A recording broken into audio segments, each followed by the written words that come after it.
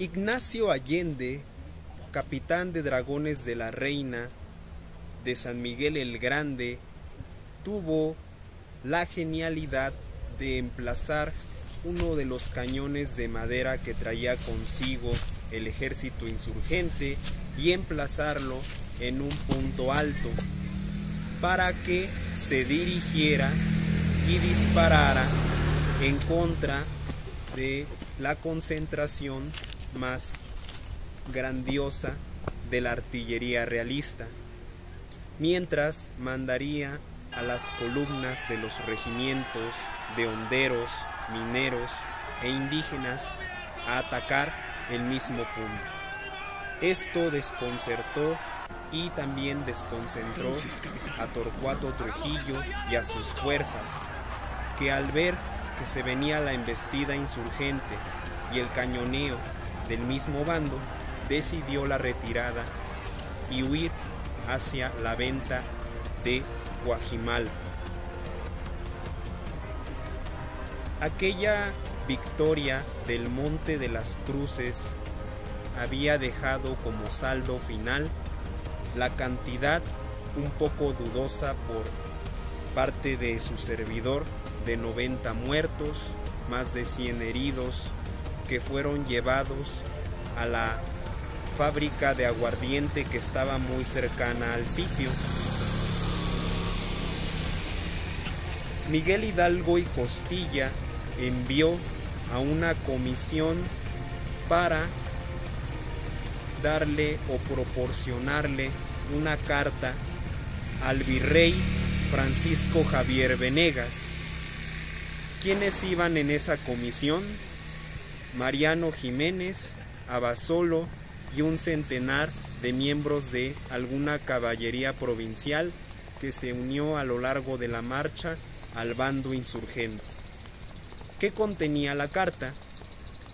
Hidalgo instaba a la rendición al virrey junto con los habitantes de la capital de la muy noble y leal Ciudad de México, y que pues toda resistencia era inútil y por lo tanto no había el porqué de oponer una resistencia y una defensa. Sin embargo, su ilustrísima y excelentísima el señor virrey Venegas no aceptó los términos de dicha carta y remitió nuevamente a los comisionados. Estamos en el día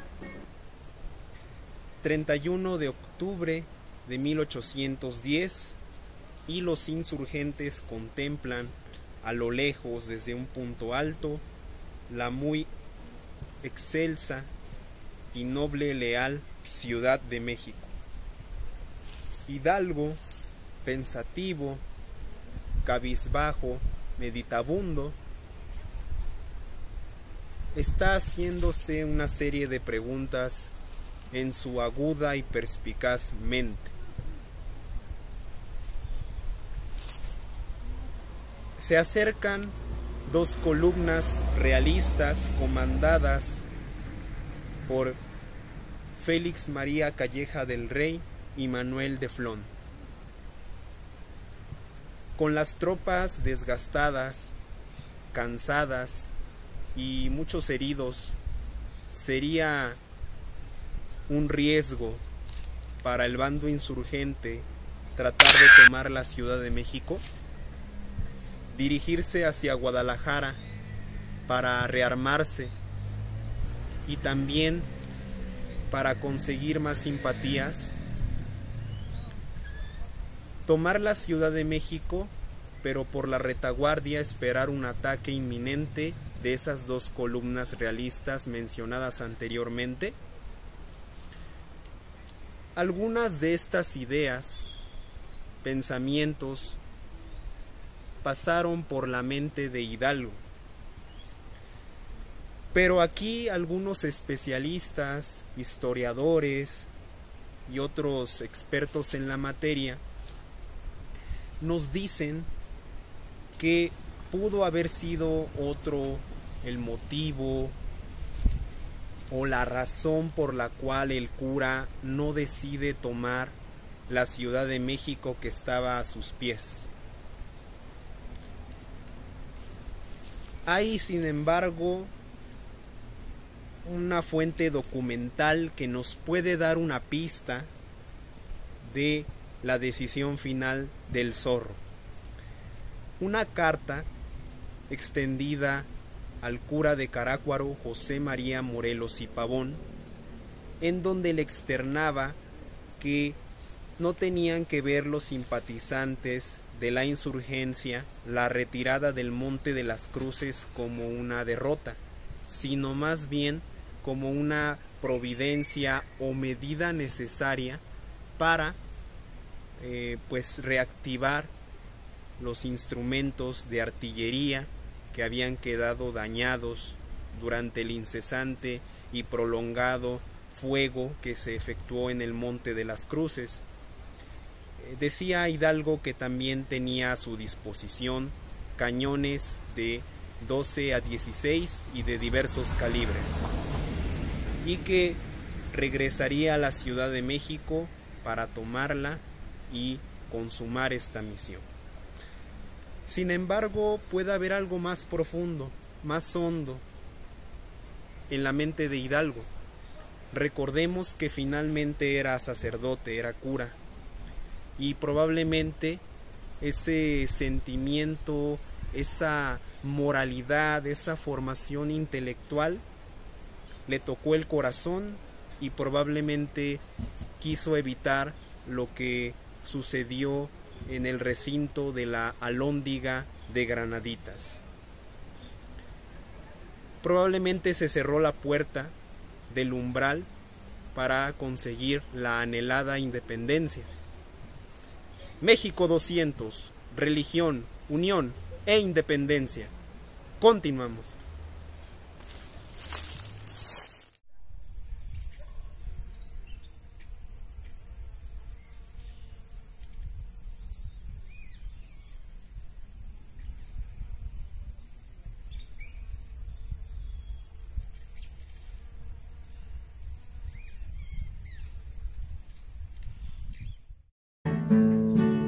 Estemos unidos con fe y dulce canto, los 5 misterios del Rosario Santo. A los que murieron en pecado mortal, el Rosario Santo les calme su mal. Estemos unidos con fe y dulce canto, los 5 misterios del Rosario Santo. A los que murieron sin la comunión, el Rosario Santo les dé salvación. Estemos unidos. El 24 de septiembre de 1810, Miguel Hidalgo y Costilla está en las puertas de la ciudad de Guadalajara. Guadalajara era la capital de la provincia de Nueva Galicia, en la Nueva España. Entre los habitantes de Guadalajara circuló un libelo donde se referían al cura párroco de Dolores como el mismísimo Señor Jesucristo cuando entró triunfalmente a la ciudad de Jerusalén. Hosana en las alturas, bendito el que viene en nombre del Señor. Se escribía como encabezado en aquel escrito. Posteriormente, Miguel Hidalgo y Costilla fue recibido con beneplácito, con aclamaciones y jolgorio, no solamente por parte de los habitantes de esa ciudad, sino también por las autoridades novohispánicas. El palacio de gobierno, desde el cual despachaba el cura párroco de Dolores, él había determinado formar y constituir un nuevo gobierno.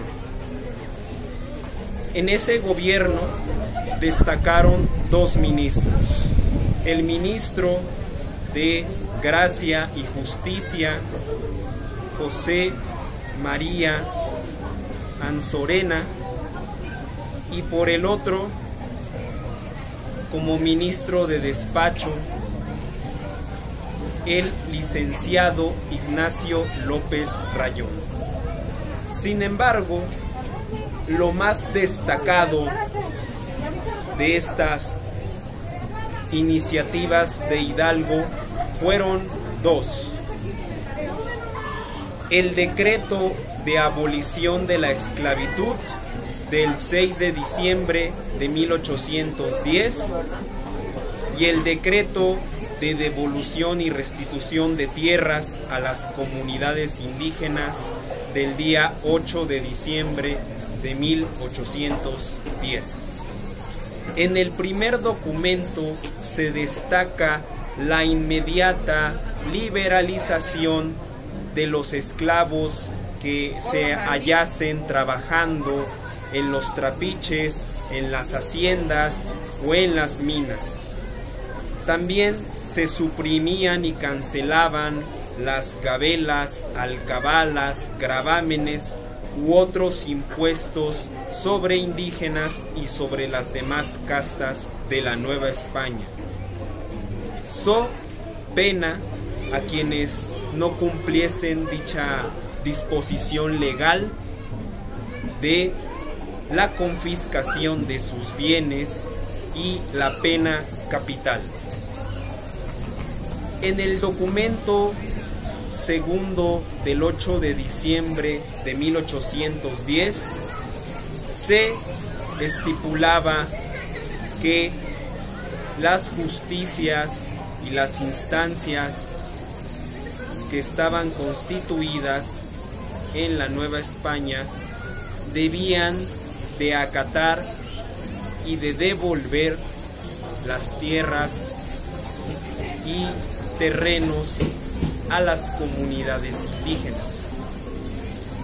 A partir del 20 de diciembre de 1810 se publicó el primer número de los 7 que existieron de El Despertador Americano.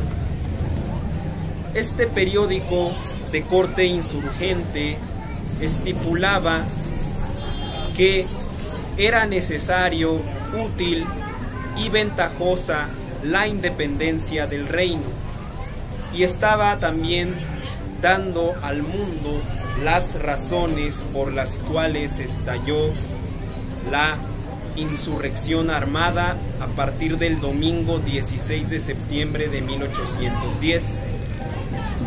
También es importante destacar que en aquel periódico, cuyo límite de publicación o último día fue precisamente el 17 de enero de 1811, cuando se está efectuando la batalla del puente de Calderón.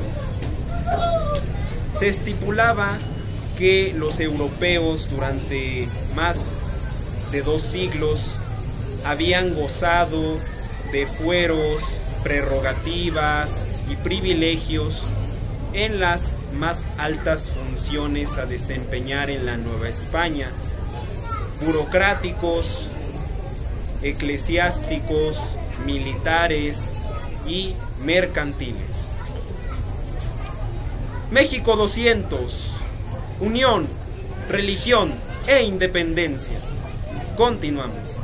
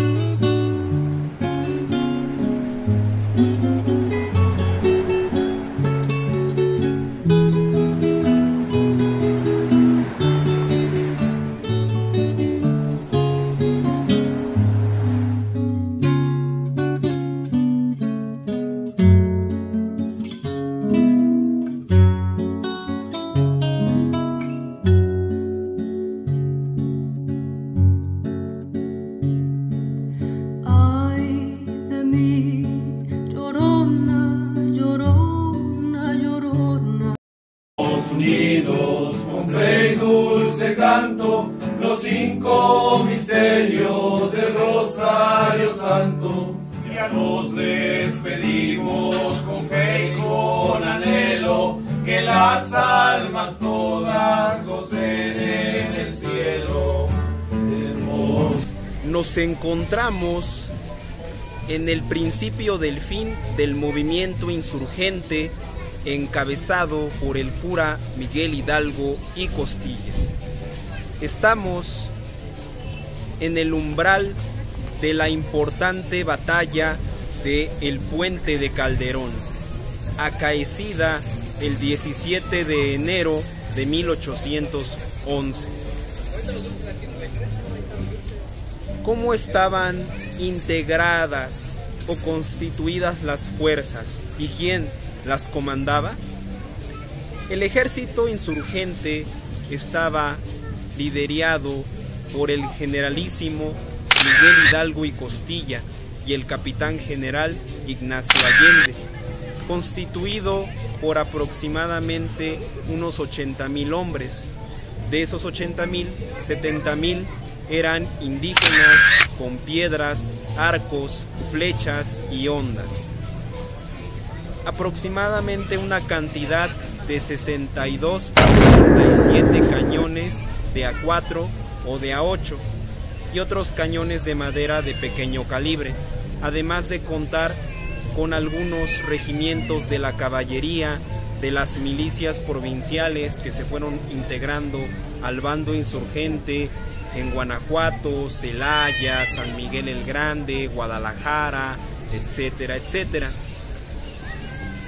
Y del otro lado, el ejército realista estaba comandado por el general brigadier Félix María Calleja del Rey, Manuel de Flón y Marroquín, con un regimiento de infantería, de caballería, 4 baterías o cañones de alto calibre y contaban con la cantidad de 5 o 10,000 hombres según las fuentes historiográficas. México 200, religión, unión e independencia. Continuamos.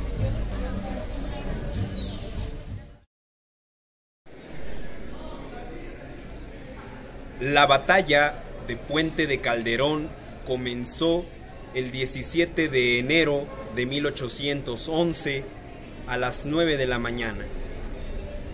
Los insurgentes decidieron tomar los promontorios y las alturas ásperas y el valle de aquel paraje de Calderón.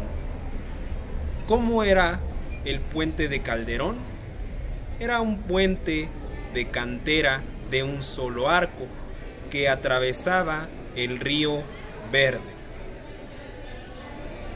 Los insurgentes decidieron posicionarse en aquellas alturas ásperas, abruptas y en los valles cercanos. Sin embargo, no tomaron la precaución, al igual que sus contrarios, los realistas, de quitar el zacate seco que había en los alrededores, mientras los realistas movilizaron sus fuerzas entre la infantería, la caballería y los cañones de alto calibre. Los cañones de menor graduación o de menor gradación se colocaron en los flancos por parte del bando insurgente. Las acciones empezaron cuando Indalecio Allende fue a dar un aviso a una columna de infantería de dragones, cuando su caballo, sin querer, como era correlón y juguetón, se aventuró en las líneas realistas. Entonces Marroquín ordenó que 3 integrantes o miembros de la caballería realista fuera en persecución de Indalecio Allende. Sin embargo, Al transcurrir las horas, se definió aquella jornada. Dicen algunos especialistas que fue a causa del lanzamiento de un frasco de azogue, el cual estalló cerca de un carro de pólvora, de balas de cañón o de pertrechos de guerra de los insurgentes. Se detonó y el fuego se extendió hacia el zacate, cubriendo en una gran llama a los artilleros insurgentes y a sus compañeros, los cuales tuvieron que huir y retirarse de manera intempestiva del sitio o del lugar. Hay otra versión que involucra a los indios de Colotlán, muy cerca de Guadalajara. Estos indios eran conocidos por su gran maestría en el tiro de flecha y en el uso del arco. Sin embargo, llegaron tarde y se colocaron entre los dos puntos en donde las baterías, tanto insurgente como realista, estaban posicionadas. Sin embargo, cuando los insurgentes disparaban a sus opositores o enemigos, los realistas, los indios de Colotlán iban contra la infantería y contra la artillería realista para ganar sus posiciones. Sin embargo, comenzó a formarse un incesante humo o humazón, y los insurgentes probablemente mataron a algunos de sus mismos compañeros indígenas y tuvieron que aminorar el poder del fuego de sus cañones. Sin embargo, los insurgentes disminuyeron su poder de fuego y en consecuencia los realistas fueron acercándose contra ellos. Entonces los insurgentes se vieron obligados nuevamente a reanudar el poder del fuego de sus cañones.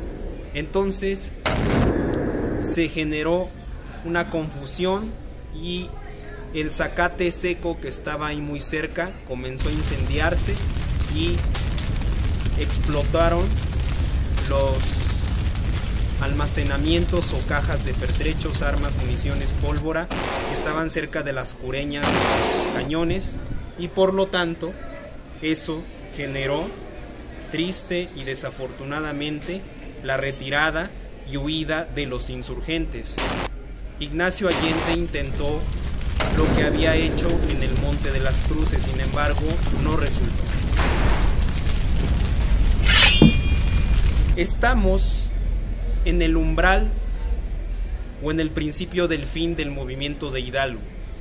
El Zorro, el apuesto dragón de San Miguel el Grande, el buenhumorado y dulce Aldama, van al desierto en búsqueda de ayuda para que los Estados Unidos intervengan en favor de la causa insurgente. Muchas cosas como esta y otras las veremos en el siguiente capítulo. Muchas gracias por sintonizarnos y nos vemos en una próxima emisión. Muy buenos días, muy buenas tardes o muy buenas noches, estimadas y estimados suscriptores del canal Gilgamesh Tengle.